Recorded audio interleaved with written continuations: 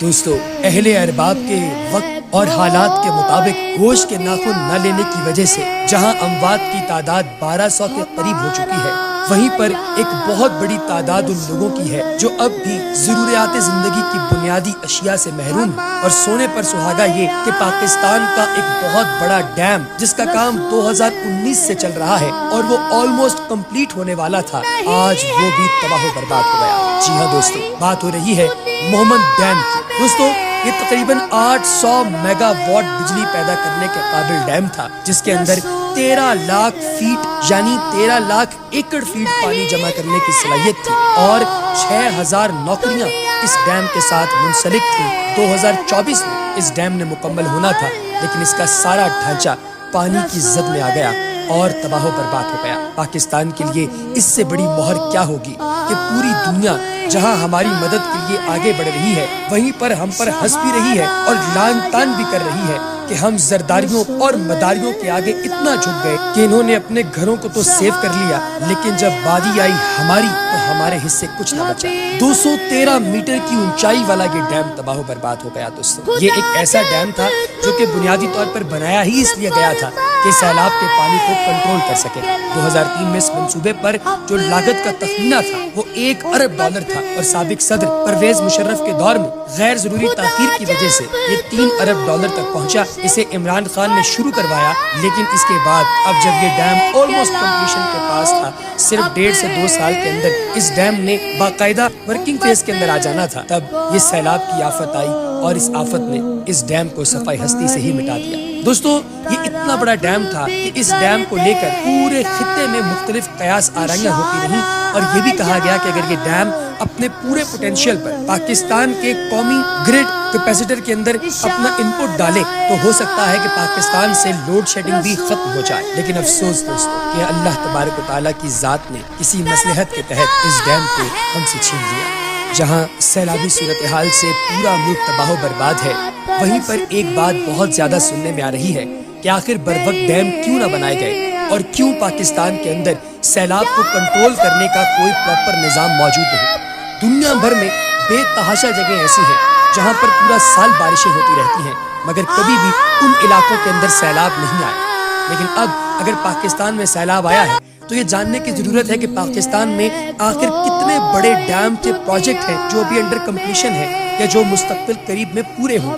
تو آج کی اس ویڈیو میں آپ کو 6 ایسے ڈیمز کے بارے میں بتانے والا ہوں جو پاکستان کے بڑے منصوبے ہیں، اور ان ڈیمز کے بارے میں آپ کو یہ بھی بتاؤں گا کہ ان ڈیمز کی کیپیسٹی کیا ہے، کتنا پانی اپنے اندر سٹور کر سکتے ہیں، کتنی بجلی پیدا کرنے کی صلاحیت رکھتے ہیں اور ان ڈیمز کی لوکیشنز کیا ہیں۔ دوستو سب سے پہلے نمبر پر آتا ہے بھاشا ڈیم۔ 4000 میگا واٹ اور 64 لاکھ ایکڑ فیٹ پانی اپنے اندر جذب کرنے اور پروڈیوس کرنے کی صلاحیت رکھنے والا یہ ڈیم پاکستان کا ایک بہت بڑا ڈیم ہے۔ دوستو اس ڈیم کو 2028 تک پورا ہونا تھا، لیکن یہ ڈیم ابھی بھی کافی سارے مسائل اور پریشانیوں کے اندر گھرا ہوا ہے۔ پہلے یہ دیامر بھاشا ڈیم تھا اور اب اس کو صرف بھاشا ڈیم کے نام سے بھی لوگ جانتے ہیں۔ دوستو یہ پنجاب اور خیبر پختونخوا کے سنگم پر واقع ہے اور یہ ایک ایسا ڈیم ہے جس کے ساتھ تقریباً 16,500 خاندانوں کا رزق بھی جڑا ہوا ہے۔ اس ڈیم پر کبھی کام چلتا ہے، کبھی رک جاتا ہے۔ سیاسی توڑ جوڑ کی وجہ سے سب سے زیادہ متاثر ہونے والا ڈیم دیامر بھاشا ڈیم ہی ہے، اور کچھ یہاں کے لوکل لوگوں کی جہالت بھی اس ڈیم کو بروقت پورا نہیں ہونے دے رہی۔ دوستو اس کے بعد دوسرے نمبر پر آتا ہے داسو ڈیم۔ دوستو 2015 میں اس ڈیم پر کام شروع کیا گیا۔ تقریباً 800 خاندانوں کا رزق اس ڈیم کے ساتھ منسلک ہے، کیونکہ یہاں پر ان خاندانوں کے لوگ آ کر محنت مزدوری کرتے ہیں۔ اس ڈیم کی ایکسپیکٹڈ ڈیٹ 2024 ہے جب یہ کمپلیٹ ہو جائے گا۔ دوستو 2160 میگا واٹ بجلی پیدا کرنے والا یہ ڈیم 2028 میں اپنے دوسرے فیز کو بھی مکمل کر لے گا، جس کے بعد تقریباً 4203 میگا واٹ مزید بجلی پاکستانی گرڈ سٹیشنز کے اندر آ جائے گی، جس سے عین ممکن ہے کہ پاکستانی لوڈ شیڈنگ ختم ہو جائے۔ اس وقت 8000 نوجوان کوشش کر رہے ہیں کہ وہ تقریباً 1000 سے 1500 میگا واٹ تک کی بجلی کا انپٹ اس ڈیم سے لینا شروع کریں۔ دوستو اس کے بعد اگلے نمبر پر آتا ہے مومند ڈیم۔ اس کا کام 2019 میں سٹارٹ کیا گیا تھا اور اس ڈیم کو سن 2024 میں مکمل ہونا تھا، لیکن وائے افسوس کہ اس دفعہ 2022 کے سیلاب نے इस डैम को तबाह बर्बाद कर दिया। दोस्तों 13 लाख फीट यानी एकड़ फीट पानी की सलाहियत अपने अंदर रखने वाला ये डैम तकरीबन 6000 खानदानों के साथ रिस्क के मामलात के हवाले से भी जुड़ा हुआ था और 2024 में इस डैम ने पूरा होना था। और इसको बनाने का मकसद ही ये था कि ये सैलाबी सूरत हाल से बचाव में नेशनल डिजास्टर मैनेजमेंट कंपनी जो है उसके साथ मिलकर काम करे, अथॉरिटी के साथ काम करे। लेकिन इस दफा इस कदर तेज सैलाब आया, ऐसी तुगयानी और ऐसे रेले आए कि उन्होंने इस डैम को तबाह कर दिया। इसके बाद अगले नंबर पर आता है सुखी किनारी डैम। दोस्तों खैबर पख्तूनख्वा अपने एक दरिया के वजह से मशहूर है जिसका नाम है दरिया कुल्हार, जो एक इंतहाई खूबसूरत दरिया है। लेकिन दोस्तों इस वक्त वो भी कातिल दरिया बना हुआ है। उसके ऊपर कायम किया जाने वाला ये डैम जिसका नाम है सुखी किनारी डैम, तकरीबन 8000 लोगों की अफरादी कुव्वत से तामीर हो रहा है। इस डैम को 2022 में मुकम्मल होना था, ताहम अभी भी इसका कुछ काम रहता है और ये डैम भी काफी हद तक डैमेज हुआ है। तकरीबन 884 मेगावाट बिजली इस डैम ने नेशनल ग्रिड में ऐड करनी है और ये भी कहा जा रहा है कि ये डैम पाकिस्तान की तकदीर बदलने वाला डैम है, लेकिन पूरा हो तब ना। दोस्तों इसके बाद अगले नंबर पर यानी 5वें नंबर पर आता है क्रोट हाइड्रो पावर प्लांट। दोस्तों ये तकरीबन 720 मेगावाट बिजली पैदा करने की सलाहियत रखता है। तकरीबन 3000 लोग इस डैम पर काम कर रहे हैं और ये कश्मीर के अंदर वाक़ डैम है। दोस्तों आजकल ये डैम भी रेड अलर्ट जोन के अंदर आया हुआ है और ऐन मुमकिन है कि ये डैम भी काफी हद तक डैमेज हो जाए।